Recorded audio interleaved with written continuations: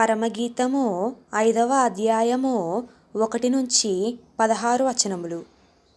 నా సహోదరి ప్రాణేశ్వరి, నా ఉద్యానవనమునకు నేను ఏంతెంచితిని.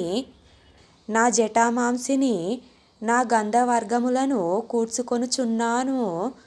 తేనెయు తేనె పట్టును భుజించుచున్నాను. క్షీరస హితద్రాక్ష రసము పానము చేయుచున్నాను.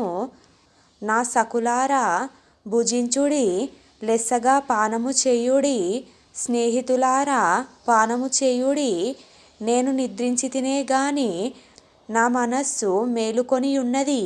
నా సహోదరి, నా ప్రియురాల, నా పావురమా, నిష్కళంకురాల, ఆలకింపుము.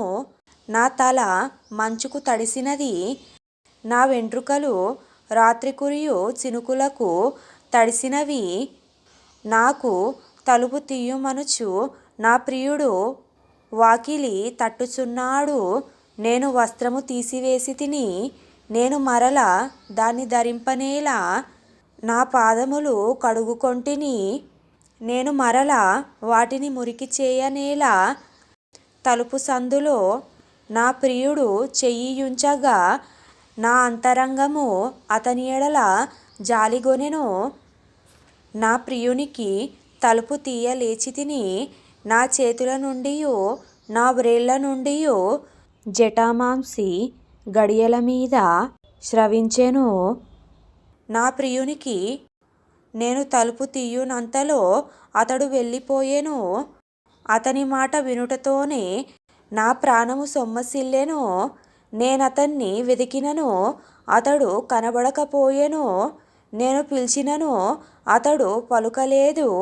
పట్టణములో తిరుగు కావలివారు నాకెదురుపడి నన్ను కొట్టి గాయపరచిరి. ప్రాకారము మీది కావలివారు నా పైవస్త్రమును దొంగిలించిరి.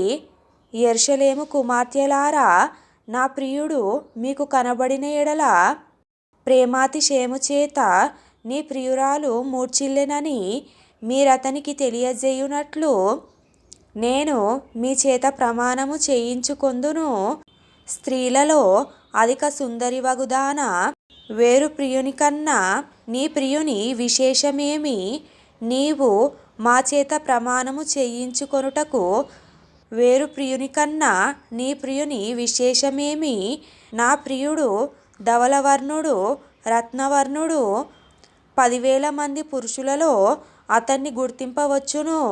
అతని శిరస్సు అపరంజి వంటిది. అతని తల వెంట్రుకలు కాకపక్షముల వలె నల్లనివి.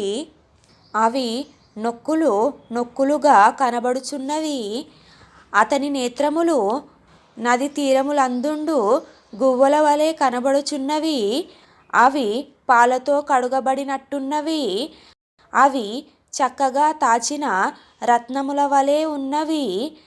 అతని చెక్కిళ్ళు పరిమళ పుష్పస్థానములు, సుగంధ వృక్షముల చేత శోభిల్లు ఉన్నత భూభాగములు.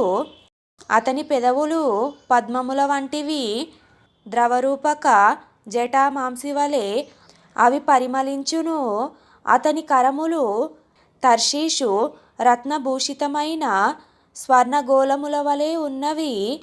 అతని కాయము నీలరత్న ఖచితమైన విచిత్రమగు దంతపు పనిగా కనబడుచున్నది. అతని కాళ్ళు మేలిమి బంగారు మట్లయందు నిలిపిన చలువరాతి స్తంభముల వలె ఉన్నవి.